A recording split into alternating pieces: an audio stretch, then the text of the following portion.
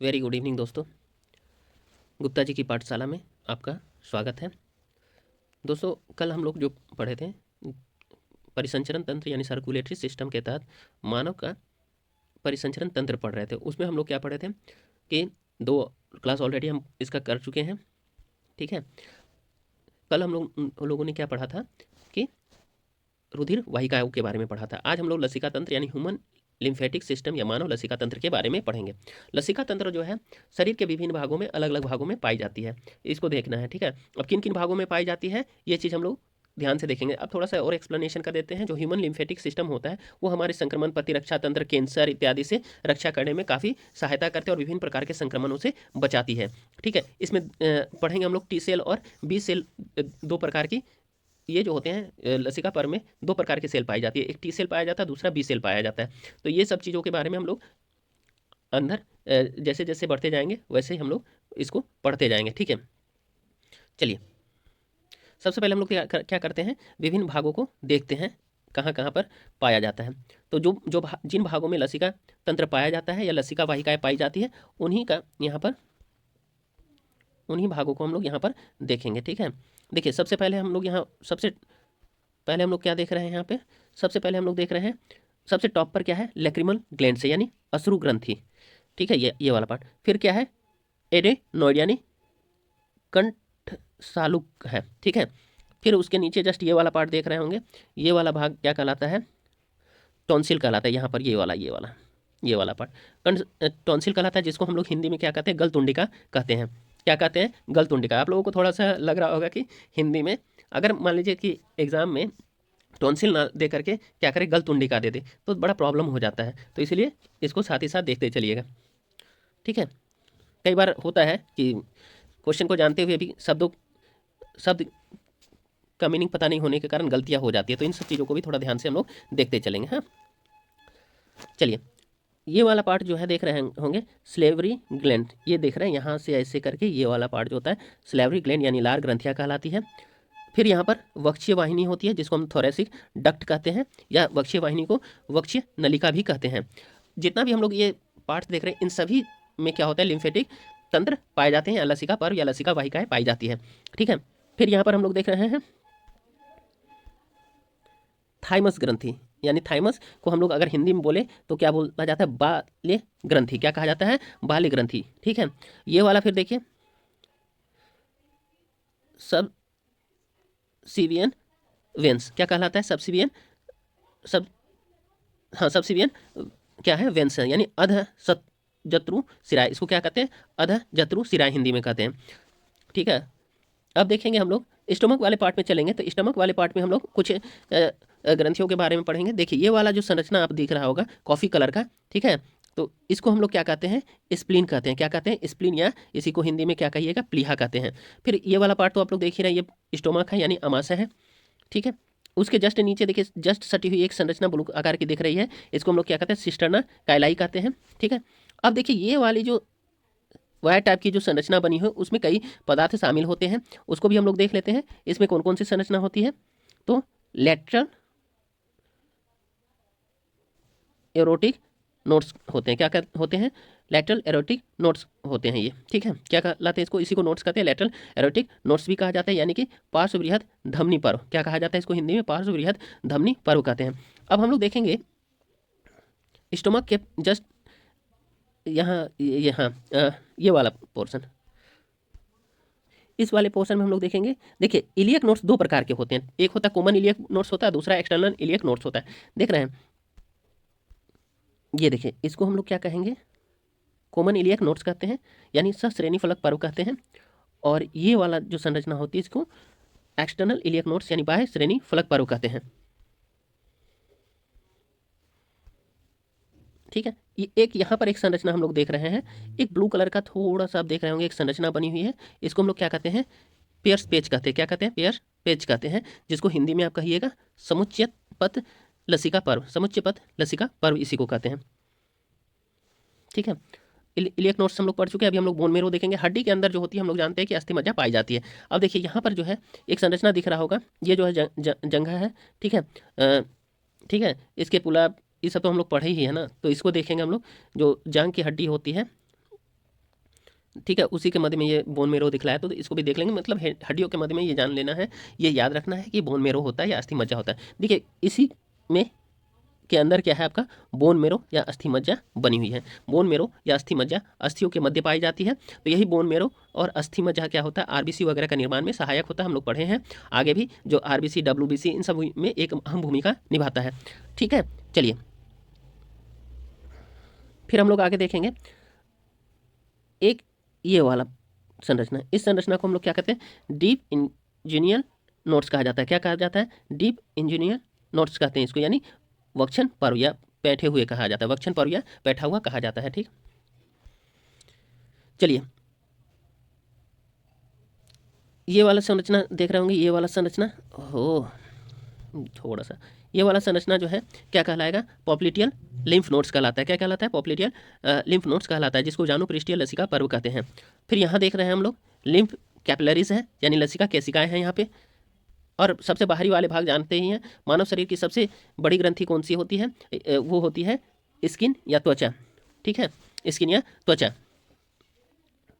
ठीक है, यही है आपका बाहरी भाग जो है एपिडर्मिस जिसको बोलते हैं। एपिडर्मिस में ही क्या होती है, त्वचा, स्किन या त्वचा, एपिडर्मिस या डर्मिस वाले पार्ट, सॉरी डर्मिस वाले पार्ट को ही हम लोग क्या कहते हैं, आपका स्किन या त्वचा कहते हैं।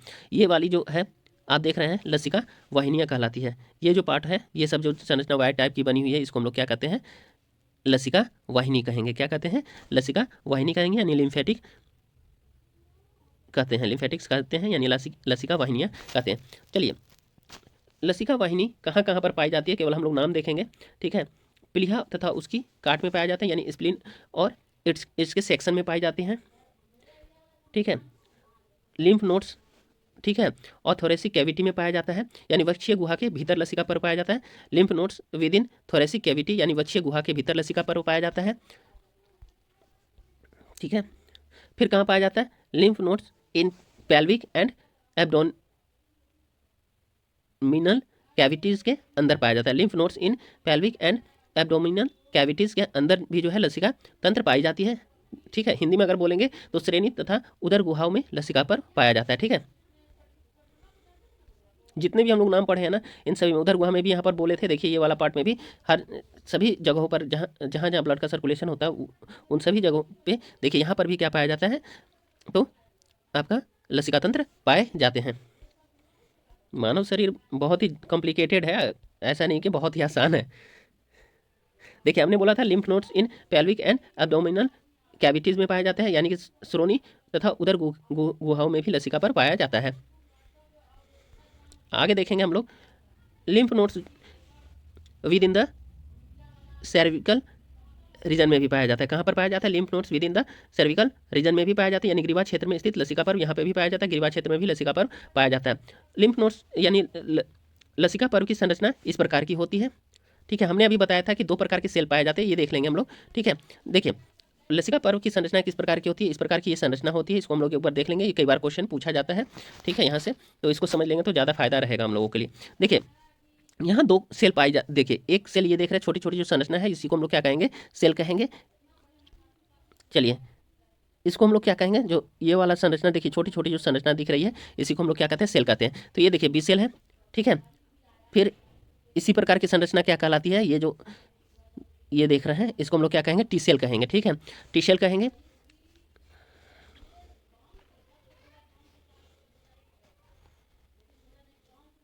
T cell.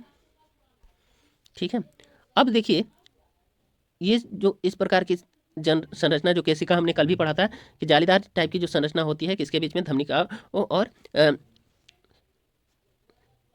सिराओं के मध्य होती है, उसको हम लोग क्या कहते हैं, केशिका कहते हैं। तो लसिका में भी क्या पाई जाती है, लसिका केशिका पाई जाती है, लसिका कोशिकाएं पाई जाती है। ठीक है, लसिका कोशिका, सॉरी ये लसिका कोशिका की बात करता है। ठीक है, लसिका कोशिका भी पाई जाती है, यानी लिम्फोसाइट्स कहलाता है। ये वाला संरचना क्या कहलाता है, लिम्फोसाइट्स। कई बार हम लोग पढ़े हैं ना, कल भी पढ़े थे लिम्फोसाइट्स के बारे में। ठीक है, तो लिम्फोसाइट्स इसी को कहते हैं। ठीक है, नीचे हम लोग देखेंगे केशिका के बारे में। ठीक है, देखिए हम लोग मैक्रोफेज के बारे में भी सुने होंगे, देख रहे होंगे। ये जो मैक्रोफेज होती है, छोटी सी संरचना, जब अपने अपने क्या बोलते हैं, निर्माण जब इसका निर्माण होता है तो इसकी संरचना इस प्रकार की होती है, ठीक है। तो इसी को हम लोग क्या कहते हैं, मैक्रोफेज कहते हैं। निर्माण वाले पार्ट को क्या कहते हैं, जो कोशिका के संरचना वाले भाग में क्या होती है आपका जाकर के वृहद भक्षक कोशिका पाई जाती है, जिसको मैक्रोफेज कहा जाता है, ठीक है। आगे चलेंगे, ये देखिए ये वाला पार्ट, ठीक है, और ये एक संरचना बनी हुई है, इसको हम लोग क्या कहते हैं, एफेरेंट लिम्फ वेसल कहा जाता है, अपवाही लसिका वाहिनी, यही आपका अपवाही लसिका वाहिनी कहलाती है। इस प्रकार की संरचनाएं लसिका वाहिनी की बनी हुई होती है। आगे हम लोग देखेंगे जर्मिनल, देखिए ये वाला पार्ट देख रहे हैं ना, ये वाला पार्ट, ठीक है, ये पार्ट क्या कहलाएगा, जर्मिनल सेंटर या जननिक केंद्र कहलाता है। जर्मिनल सेंटर या जननिक केंद्र तो जान ही रहे हैं कि क्या होता है, कि प्रजनन के लिए बहुत ही आवश्यक ग्रंथि होते हैं, ठीक है। फिर यहाँ देखेंगे एटोरियोल, ठीक है ना, आर्ट्रियोल जो होता है, जिसको हम लोग क्या कहते हैं, धमनिका कहते हैं। आर्ट्रियोल किसको कहते हैं, धमनिका को कहते हैं, ठीक है। आगे देखेंगे साइनसिस होता है, जिसको हम लोग क्या कहते हैं, कोटर कहते हैं। क्या कहते हैं, कोटर कोटर कोटर। ये देखिए ये वाला भाग, ये वाला भाग, ये क्या कहलाएगा, कोटर कहलाएगा, ठीक है। देखिए ये संरचना देख रहे होंगे, बाहर की जो संरचना दिख रहा होगा, ये वाला पोर्शन, ठीक है, इसको हम लोग क्या कहते हैं, कैप्सूल्स या संपुटिका कहते हैं। क्या कहते हैं, संपुटिका, इसी को संपुटिका कहते हैं। आर्टरी और धमनी के बारे में हम कल पढ़ चुके हैं। आर्टरी और किसके बारे में, केसिका के बारे में। देखिए आर्टरी, ये आर्टरी है, और ये क्या है, सिरा, ठीक है, आर्टरी और सिरा, ठीक है। ये दोनों मिलकर के हमने बोला था कि आगे जैसे जैसे जाएंगे तो इन दोनों से जो तंत्रिकाएं निकलती है, उससे मिलकर के जो जालिका बनाती है, उसी को हम लोग क्या कहते हैं, तो केसिका कहते हैं। अब देखिए कल भी हम लोग कपाट के बारे में पढ़े थे कि कपाट होता है, तो कपाट देखिए ये वॉल्व, यही कपाट है। अब देखिए कपाट भी दो प्रकार के हम लोग देखेंगे, आगे हम लोग और संरचना देखेंगे उसके बारे में। वॉल्व के बारे में एक क्लोज होता है, एक ओपन होता है, तो वो नेक्स्ट पिक में हम लोग देख लेंगे। वॉल्व, ये इस प्रकार की संरचनाएं जो होती है क्या कहलाती है, तो वॉल्व कहलाती है। चलिए यहाँ देखिए ये रज्जु है, जिसको हम लोग ट्रेबेकुला कहते हैं। क्या कहते हैं, ट्रेबेकुला कहते हैं। ये आपका जालीदार तंतु है। क्या कहलाएगा, जालीदार तंतु। ऐसे ऐसे ऐसे ऐसे बना हुआ देख रहे होंगे बहुत सारे, तो इसी को हम लोग जालीदार तंतु कहते हैं, यानी रेक्टिकुलर फाइबर्स कहते हैं इसको। ये देखिए ये वाला नोट्स टाइप का बना हुआ है, इसको हम लोग क्या कहते हैं, एफेरेंट लिम्फ वेसल, इसी को कहते हैं अपवाही लसिका वाहिनी। ये जो पाइप टाइप की संरचना बनी हुई है, इसी को हम लोग क्या कहेंगे, ये वाली संरचना ओपन है, ठीक है। इसको हम लोग क्या कहते हैं, लसिका वाहिनी या अभिवाही लसिका वाहिनी कहते हैं।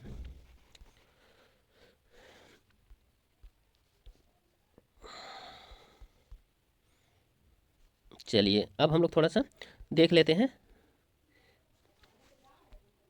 ये आपका TNB type of lymphocyte. Lymphocyte भी क्या कितने प्रकार की होती है, दो प्रकार की होती है। T प्रकार की लसिका कोशिकाएं होती है और B प्रकार की लसिका कोशिकाएं होती है, ठीक है। यहाँ पढ़ लेते हैं थोड़ा सा, ये पूरा पार्ट देख रहे हैं, इसमें ये जो संरचना बनी हुई है अभी हम देख रहे थे, ठीक है।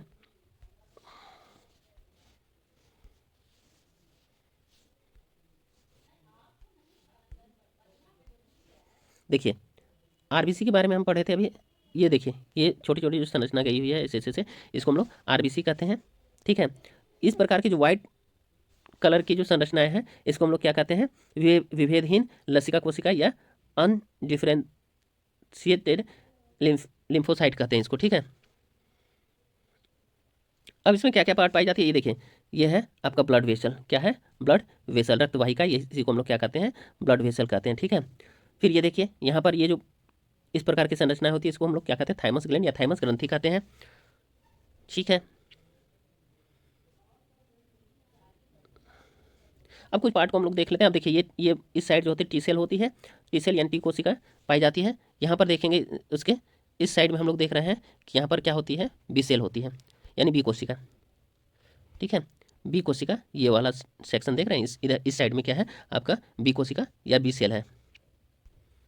अब देखिए T cell and B cell are transported to lymphatic organs by blood. बोला T सेल और B सेल जो है कोशिका रुधिर द्वारा लसिका अंगों तक ले जाती है। यही T सेल और B सेल क्या करती हैं, रुधिर द्वारा लसिका अंगों तक, सॉरी T सेल और B सेल जो होती है रुधिर द्वारा लसिका अंगों तक ले जाई जाती है। चलिए थोड़ा सा हम लोग अब पढ़ लेते हैं इंग्लिश हिंदी में थोड़ा देख लेते हैं, पहले इंग्लिश देख लेते हैं।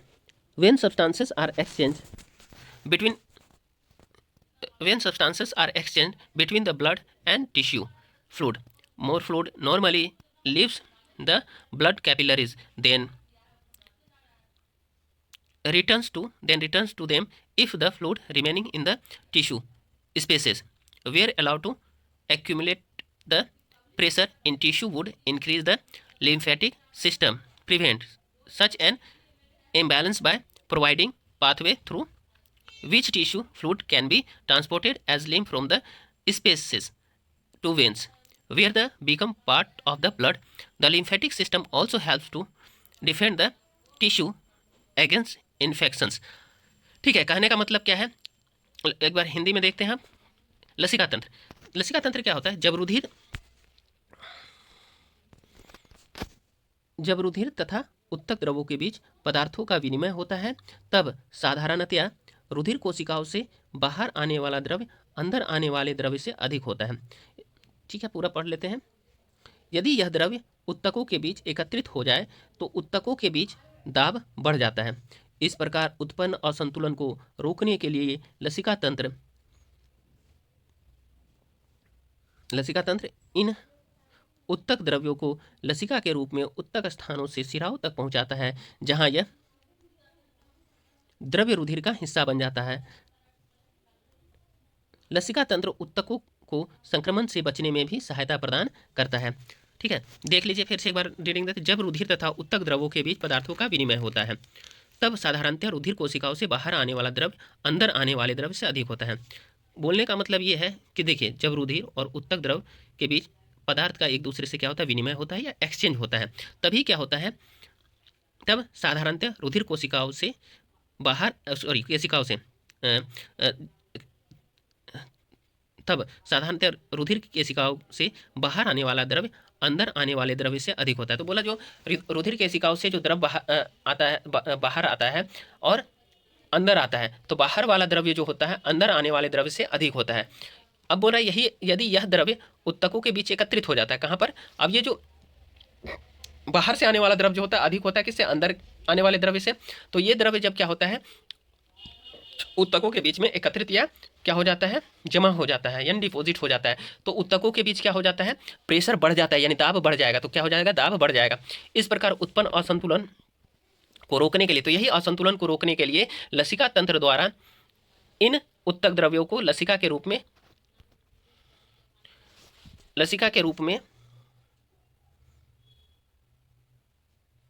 इन उत्तक द्रव्यों को लसिका के रूप में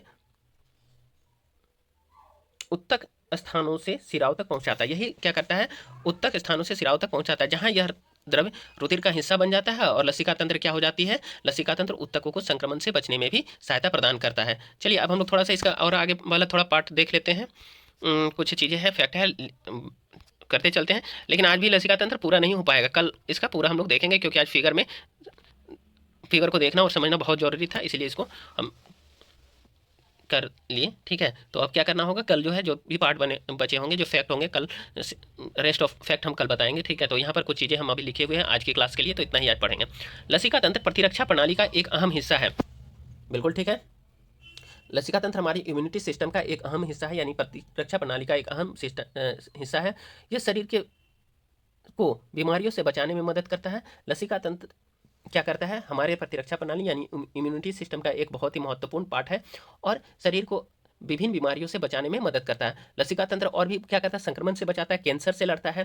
तो ये सभी चीज़ें जो है लसिका तंत्र का महत्वपूर्ण कार्य होता है। अभी हमने कई पार्ट को देखा था, कहाँ कहाँ पर पाया जाता है लसिका तंत्र। तो लसिका तंत्र जो है टॉन्सिल में पाया जाता है, प्लीहा में पाया जाता था, थाइमस में पाया जाता है, लिम्फ नोड्स में पाया जाता है, लसिका वाहिकाओं में पाया जाता है। तो इन सभी चीज़ों को हमने ऊपर फिगर में देखा हुआ है। ठीक है, चलिए, लसिका तंत्र शरीर के तरल पदार्थों को पहुंचाने का काम करता है। लसिका तंत्र का मुख्य काम क्या होता है, शरीर के विभिन्न भागों में तरल पदार्थों को पहुंचाने का काम करता है। चलिए आगे बढ़ते हैं।